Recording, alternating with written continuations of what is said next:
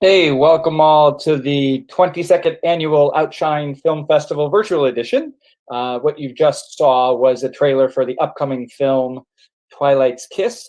Writer-director Yeung is with us. He'll be telling us a little bit about the film, and we're excited to have him. Hello, hi, how are you? We're great. Thanks again for taking the time to talk about your film. First of all, due to the advent and the new world we live in, some people may not have yet seen the film, so they might have seen the trailer. But just give us a brief idea of what the film is, so that as we move forward with our conversation, they sort of have a background of what they're hearing about. Right, okay. The movie really is about two men who live in Hong Kong. They're both grandfathers falling in love with each other. So the story protagonist is called Pak. He's a taxi driver. He's married for 40 years with two grown-up kids. And he meets a single father, Hoy, who is 65 years old, who also has a son of his own. So at first they have a brief encounter, but slowly they get to know each other and fall in love. And then the story really is about the dilemma they have to face about being true to themselves or live the life that they have built their whole lives, you know, a married life, a so-called happy heterosexual lives. So that's really the story of Twilight's Kiss. Great. Well, thanks for that. I want to see it again. I've already seen it. Let's sort of first talk about the context of the film, and people who may not be familiar with Hong Kong, accepting, not accepting. Does you please, first of all, let us know about that social political atmosphere and how that impacted the film? Was it easy to make? Was it hard to make? Were there just moments where you didn't think it was going to happen? Well, in Hong Kong, I think the younger generation, people who are born after the 1990s, I think people are quite sure of their sexual identities, most of them. So, you will have gay pride, gay parade, and things like that. I run the Hong Kong Lesbian Gay Film Festival since the year 2000. Our festival is one of the longest in Asia. We just passed our 31st year. So, I mean, in a way, it is quite accepting. But this movie is particularly about that generation. They are 60 to 70 years old. They will grow up in an era when homosexuality was illegal in Hong Kong before the 90s. So people from that era had a much tougher time because it was illegal. So they could be arrested or they could be blackmailed if they, met someone, the wrong person. So they have a lot of issues, and therefore a lot of them, for them to come out was a big problem.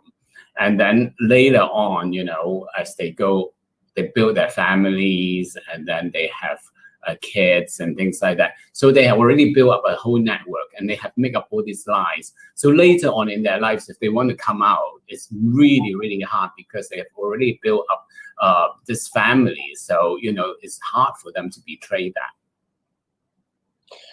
Was there a genesis to the story? Was it a story you'd heard of, or a myth or something, or just because it's such a dynamic, it's such a beautiful, well-written story that there almost seems like there has to be something real because it was so engrossing.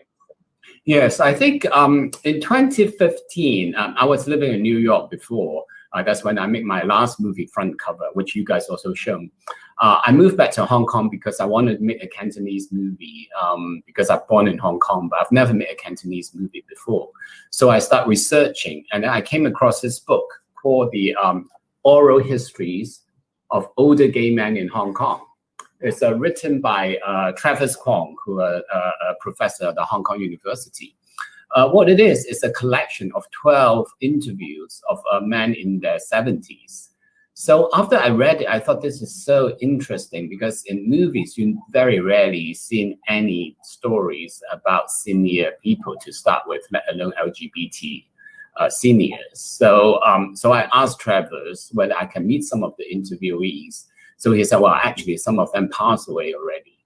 So that makes me feel that it's more urgent. There's an urgency to make this movie. So I met up with some of the guys who are still around. I went to their apartments. I spoke to them, and we became friends, really. And then I started writing a story, a screenplay, not really based on any particular one story, more like a reimagine of what happened if they meet today. So I took some of the characters' background from some of the people I interview and some of the their own experiences, and then kind of like recreated the story. How did you find Hoy and Pat? They're phenomenal. You feel that they're their grandfathers, but they love their families totally, yet they also loved each other totally. And to me, it was so real and so intimate that I mean, I don't know how you found them. It was a treasure. Oh, the actors. It took a long time because of the two leads. Their age group is 60 to 70 years old. Actors from that age group, they used to came up from the Shaw Brothers studio in Hong Kong or TVB television. So they're used to doing a lot of martial arts movies. So like swordsmen, kung fu masters, or they're policemen, detectives, that kind of very, very masculine roles. So a lot of them turned me down right away because they just didn't want to play a gay role. And then some of them who said that, yes, I might be interested, but before they even read the script, they already said that I do not want to hold hands with another guy, I do not want to kiss, I do not want to do, so a list of things that they wouldn't do. So I didn't want to pursue them. So there was only really a handful of actors who actually said yes. Taibo, the main lead, he lives in Taiwan. So I actually flew to Taiwan to meet up with him, gave him the script. And then he said, okay, let me think about it. And then he showed his wife. And then his wife read it and she loves the script. So she convinced him to do it. And then Ben, he works on stage mostly. So he was a bit more open. I didn't have to do a lot of convincing with him. But the whole process took 9 months just to cast the two. It was difficult, and a handful of actors that I find I also wanted to do a chemistry test. So I tried to match them up, and then eventually Taibo and Ben, they are the best pair. And that sort of leads right into my next question: is as a director, and I suppose to a writer to a certain extent, how do you get them to do the intimate part? I don't mean that scintillating, but it really was such an intimate story, and to be, sort of having to create this intimacy, which seems so natural. How did you do that? Well, I mean, first of all, for them, because they are both very, very experienced. So really, it's the script. Once when they read the script and they got into the characters, we did some rehearsals and we sort of like developed their backgrounds together. So for them to get into the story or the intimate parts, it was not that difficult because they're so experienced and they're such good actors. The only the one scene that they had a little bit of issue was, of course, the lovemaking scene in the gay sauna, the bathhouse. I think in that one, they were just both a little bit nervous, particularly Taibo, So he was kind of nervous that day. So I told them, I said, well, like a lovemaking scene really is just like a dance number. You really have to get used to each other, just practice the moves. And then once you are familiar with the moves, then it's much easier. So of course, then we spend a whole morning doing it. I say, oh wow, you kiss him here, you touch him there, things like that, but do it topless. So once when they get used to it, quite soon they can get into the character and are no longer embarrassed with touching another man's body. Then in the afternoon, we shoot the whole scene and it was very, very smooth. So that was the only day that they had a little bit of issue. Other than that, they were all fine. I mean, like even the kissing scene on the sofa, they were okay with it. Yeah, that's great. As I said, it was so natural. You never even questioned that they were in love, and I was fascinated by that. Making a movie for an audience in Hong Kong, is it different than making it for like a westernization of that film? Do you have to think of some of those cultural sensitivities, or did you sort of shoot the movie that you wanted and thought that in the end it does play, which it does, virtually? I think what happened was that because the story originally came from this book, which is like oral history. So I really wanted the style to be kind of like semi-documentary, has a very realistic approach. I didn't particularly think about whether it should be for Western or Hong Kong audience. Much more as being authentic to the story and being loyal to the book as well, I think. So the style, I want it to be very kind of like a realism, really. So I think once when you do that, and if the story come across as honest and truthful, I think it will just travel on its own. I think audience have the same empathy, really, if they find that the story and the characters are sensitively portrayed. Yeah, I hate to use the cliche of love is love, but that really is the story. It's such a beautiful, relationship, and to me that was at its core. What's your favorite part of the film? Like the thing you think you're the most proud of, that you like, chuckle or smile at every time you see that on screen. It's always interesting. I think it's this. Well, there are a couple really. I think the scene in where Pak and Hoy they are by the harbor side, sitting there. They kind of like Hoy give a present to Pak, and so that is a scene that I particularly like. Mainly because one of the reasons is because I'm a fan of Ozu movies, and in a Tokyo Story, that's one scene that's always touches me, is when the husband and wife sit by the seaside and they just talk about lives and their children. So that is basically what I wanted to do with that scene. It's like having both of them by the harbor side and looking at the harbor and just talking about lives, really. So that is my homage to an Ozu movie, really. And the other homage is like in a lot of Ozu movies, the protagonist marry his daughter off. So that is also something I put in the movie as well, is that Pat also married his daughter off. So we have to shoot the wedding scene, and if you watch the movie, the wedding is quite complicated. There's quite a lot of scenes and turning points in that particular scene. Because of our limited budget, we have to shoot it in one day. And in the morning when I was going to shoot it, I was thinking, oh my God, I wonder how we're going to do this, because if we certainly don't have time to come back to shoot this. So we have to finish it all in one day. So I was just like, my God, work. And then at the end, we got it done. I was like, oh my God, such a relief. Yeah. So it was good. Yeah. So there's one is because for the scene itself, I find it very touching. And that's why it's memorable for me. And the other one is the wedding scene, mainly because for me, it's just, I felt that I passed a test. Well, they're both scenes that stood out to me too, so it was interesting to hear you say that. Let's talk a little bit about the technical things, because I think a lot of people watching appreciate the movies, but I don't know they always know sort of the background. And somebody says they made a movie in 100 days, and I don't think people really realize what that means. So can you talk a little bit about that, some of the challenges? How long did it take, and some of the challenges to making it all happen? I think the two biggest challenges for me is one is casting, which I talked about already, and the other one is just trying to find the money for it. Because when I first go around telling people that I'm going to make an LGBT movie about senior citizens, a lot of people were shocked, say that, wow, that is like double trouble really, because LGBT is already very limited audience, let alone you want to portray older guys, so we applied for the Hong Kong government fundings. They turned us down, saying that the movie is not commercial enough. So I met Stanley Kwan, a famous Hong Kong director, and he really loved the script. So he said he would help us to find funding. So he approached investors in China. They said no. And there's some investors in Taiwan. They also said no. And there's some investors in Hong Kong. They also said no.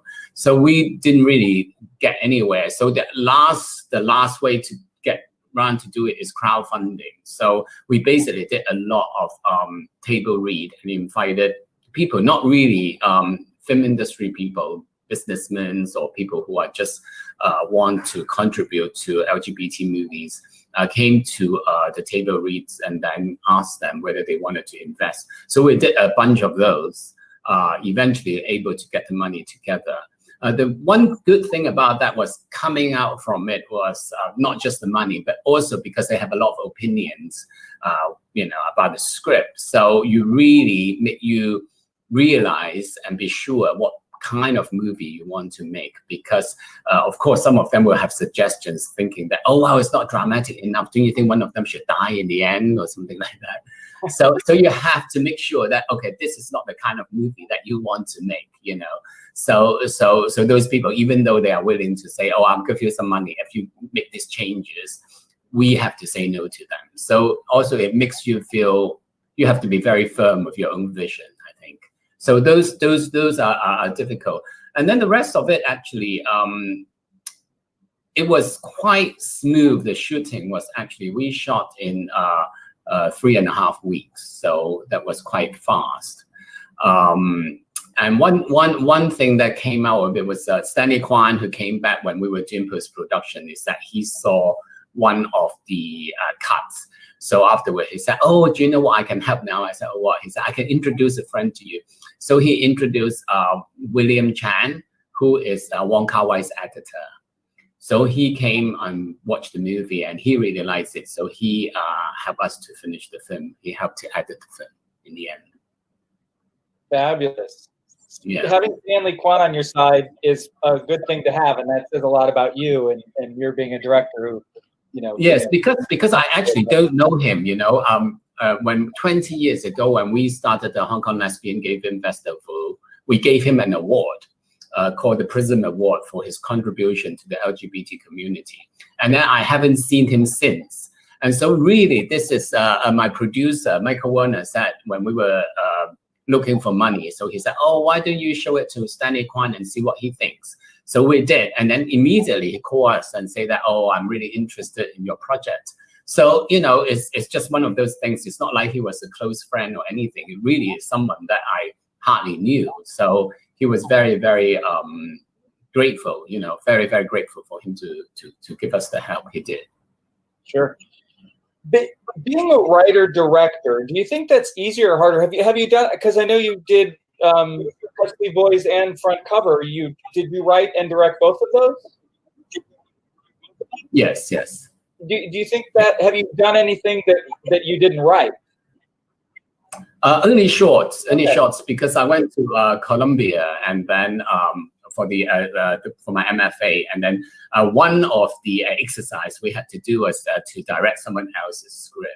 So that's something that I did. I also did commercials before, TV commercials. So for that, of course, the agency gives you the script, so you don't really write your own scripts. But usually I change them anyway. But yeah, I'm curious as to, because I know a lot of people don't like to do their own and work, and other people, that's really all they do. They feel like, it's my baby, I wrote it, and I know sort of my vision. Therefore, that's sort of, and it's not even a control thing as much as it is an artistic. But because for me, like the movies I make, they're very personal in a way, and it's very much about a minority within a minority. Really, always has been. It's not just about gay issues, but also about gay issues and something else. Like Front Cover is about discrimination, and then this one is about ageism. So it's always about something else, and it's something that I have to develop it for quite a long time, and because making a movie takes so long and so much energy. I have to do something that I feel really, I believe in it in order to push it forward. So yeah, so I think it's hard. I mean, I really hope that I was thinking of doing another movie, maybe getting someone else to write the script for me. But you know, maybe I will do it next time. But at the moment, I'm still researching, so we'll see. Sure. What keeps you going? Like at those times that it's like the door slammed in your face, you know, 20 times. It's like, why not go? I'm, you know, gonna go work at McDonald's. It's, you know, enough. It sort of keeps you going. Yeah, I think right from the beginning, I already knew this was going to happen because I started all those years ago. It was even harder actually, because then, like even when I started the film festival, it was very difficult because a lot of, again, money was an issue. And even all those years ago when I was looking for actors, say for Cut Sleeve Boys or the shorts that I did earlier, in those days, a lot of actors, you know, even in the UK or in the US, didn't want to play gay parts. So you know, it has always been an issue, and I don't really get into this because I want an easy ride, I think. Because if you want an easy ride, there's a lot of things that you can do much easier. Certainly money-wise, you can get a lot more. So it's, in a way, it's a mission, you know, and I'm happy with it because you see the changes. I mean, like with Twilight's Kids, when it was played in Hong Kong, because we had a general release, and it was quite a big release as well because the movie won a lot of awards and was nominated for the Hong Kong Film Awards. We had 9 nominations. So it became quite a big deal. And so we were open in 60 cinemas. So when we were showing it, a lot of old heterosexual couples came to watch the movie. And then they said, this is the first gay movie I've ever seen in my life. And it's really eye-opening because I always felt that gay people are fashion designers, or they're very stylish, they are very buff, and they're very glamorous. But in your movie, you actually portray that gay people could be anywhere. They could just be around us. They could be very ordinary people. And we never actually thought of it that way. And now we can really understand why this particular group of people is so difficult for them to be themselves, because of all these reasons that it's hard for them. So it was very touching for me because it really breaks the barrier for me, this particular movie in Hong Kong, because because of the awards, because of the noise it has, a lot of people would never see a gay movie pay attention to this. So I think for me, this is the biggest achievement, really, for me, the happiest reward, really, more than anything else. Yeah, that's what it's all about, having your audience, and especially heterosexual people who are having those feelings where, you know, you didn't quite know what to expect, and that's pure joy. So I'm happy to hear that it's been that accepted. What's next? You said you're researching some things. Can you sort of tell us a little bit about what you're working on?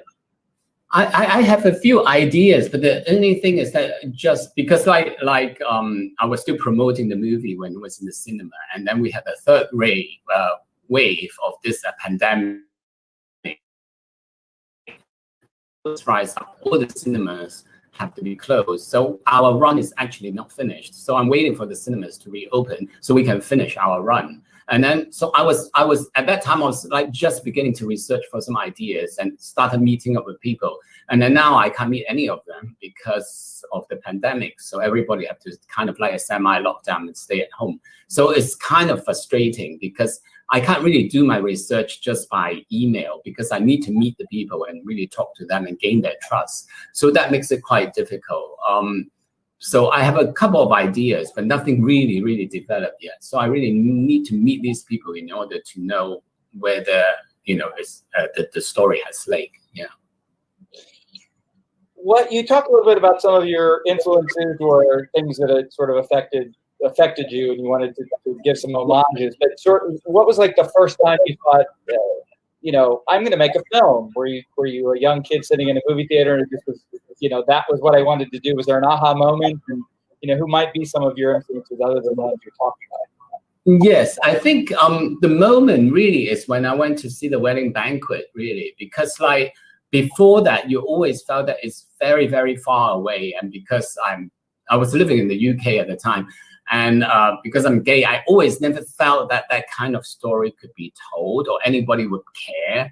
So until I saw that movie, and then I felt, and because the movie was a big success as well, so I thought, wow, okay, you can tell a story that's very personal to you about your own experience, your world, and still you can find an audience. Because before that, I always feel that it's very, very far-fetched. Any movies will have to be about spies or Star Wars or anything, huge budget. It can't be a small story about very, very personal dilemmas or experiences.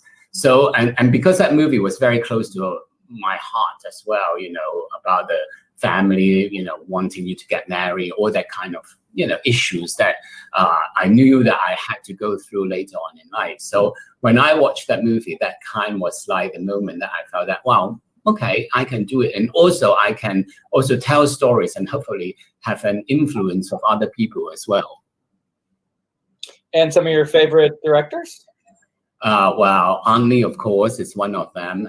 Almodovar is another one that, again, when I watch his movie, I felt, wow, my God, such eye-opening because, well, you know, his movie is very, very crazy, right? All these things going on, but yet still you can empathize with the characters, their obsessions. And I think that is really a fantastic filmmaking. So he was also a big influence as well. Yeah. You seem to, from what I know, you tend to work with a lot of the same like producers, and again, I think that says a lot about you and your relationship you form with people. Can you talk a little bit about that, sort of the creative process as a whole, not just you, but you as a part of that process? Well, I think a lot of it's Chowie is one of the producers. He started off with the actor in Cut Sleeve Boys. And we did some shots together before. So he has just been around. It's basically my sounding board. Whenever I have an idea, I will have to go through with him, and then we talk about it and things like that. And then Michael Werner, who also has been very, very supportive right from the beginning. When Cut Sleeve Boys, he already helped my sales agent really from then on until front cover. And then now he came on board as my producer as well, and Stan Gingon as well, who I met in New York, and then we did shorts together. And then again, he was an actor to start with, and then became, you know, sort of like closer, and then he became my producer as well. So yeah, so most of the people in the back I work with, Ming Kai Leung, who shot TWILIGHT'S, he is a fellow student at Columbia, and so we became friends. So he was actually the first person who came on board for this project. So yeah, so a lot of the people I worked with for the longest time. Yeah, like I said, I think that says a lot about you, is the fact that you surround yourself with people who continue to want to work with you. And you know, so often there are people who get a reputation that I don't want to work with that person. It sounds like the opposite for you. So I'm happy to hear that. Kind of a pointed question. I think we're making inroads slowly with LGBT films being more accepted, but there's still a small people of color. You don't see many documentaries. You don't see many people of color LGBTQ films. Can you talk a little bit about that and why? I mean, is it a funding issue? Is it just people aren't making those kind of films? You know, speak a little bit about why. I think that it's still one of it is the marketing issue. It's still difficult. Like even with my my film Twilight's Kids, I mean, getting distributors, foreign distributors, is still a problem, because a lot of the times that they just felt that they only want to watch Caucasian kids in their teens falling in love. You know, people do not want to see people of color stories. You know, I mean, I'm not sure that is the case with the audience, because the movie is always doing well in the festivals. But in order to go through the distributors don't usually have the confidence of distributing movies of color people. I think that is always the case, that always the challenges I have really is getting distribution, really. Yeah, congratulations on your U.S. distribution with Strand, and I'm very excited they have the film. They've always been a great to us and to other gay and lesbian film in general, and I really have to hand it to them. Basically, I have one more question. It's a little off the beaten track, but I'm interested in this sort of pandemic that we're in, and especially people who are quote unquote creative filmmakers.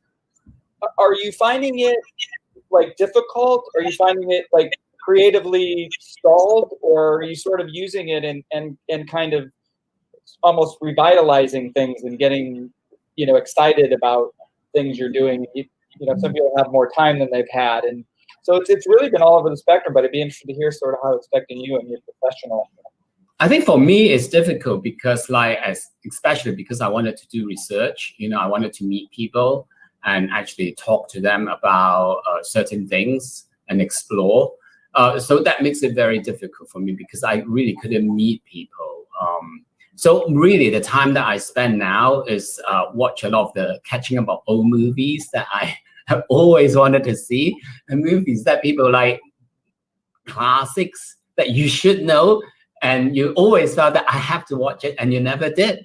So now is the time to catch up. So I'm glad to say that I've tried to catch up at least a couple that I always felt that I should have seen but never did. So I'm doing that at the moment. Yeah. Maybe you'll find new favorite directors. Yeah, but I really, if I have done a little bit more research on the topics I want, then maybe I can start to a little bit of writing. But because I'm so early at the early stage, so I really can't start writing. So that's the problem at the moment for me. Yeah. Well, like I said, for me, the silver lining is being able to talk to people who we can do like this that would never be able to come into the festival. So for us, it's just been, again, not that we're all happy, but it certainly is a sort of a silver lining. We're able to talk to you, Ray. Thank you so much for letting us screen Twilight Kiss, screening August 23rd through August 26th. So if you haven't seen it yet, please take a look, and thank you again for everything you do. We appreciate it. And follow us on Facebook and Instagram, please. Thank you. All right, thank you. Bye. Take care.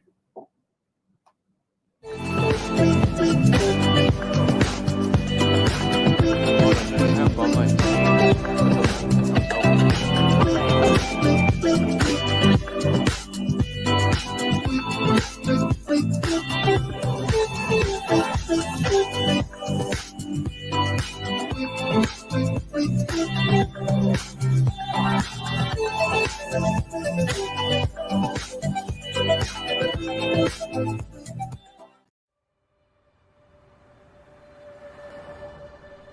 我嚟香港嗰陣時，乜都冇，兩手空空。預備好，3、2、1，笑。而家有層樓，有頭家，都算係咁啦。爺爺，你肯退休嘅話，日日都可以接麗麗啦。退休唔好啩，日日望天打卦，而家咪幾好？喂，老豆啊，做咗成世仲唔夠啊？你趁住而家仲行得走得。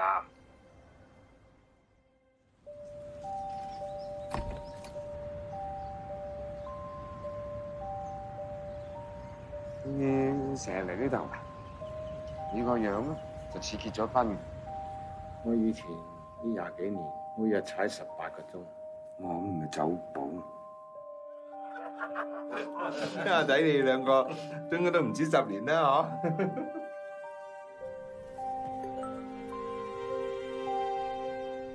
做咩唔落車啊？唔捨得我啊？係喎，你呢排做狐狸精做成點啫？你點會知啫？冇可能。我個仔翻嚟啊，我唔同你傾咗，我下次再約你啊。上堂啊，同志遊行嗰陣時就俾爛鬼電視台影到我啦，啲街坊一見到就個個喺度唱我啦。如果連你都唔講嘢，咁將來邊個代表我哋上去出聲咧？為咗前途啦，而被逼結婚，做咗我哋圈中所講嘅食人，好不容易捱到晚年啦，但我哋都唔可以做翻我哋自己。我而家揀老公唔係男朋友啊，嫁咗係一世噶啦。如果係整容啊，把細路撞得翻嘅，唔使驚。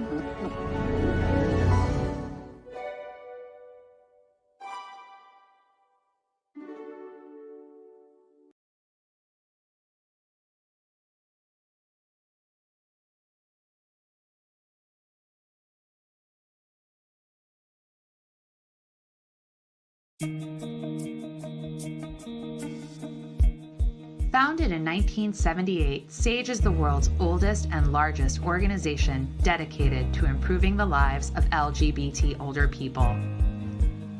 SAGE's mission is to lead in addressing issues related to LGBT aging.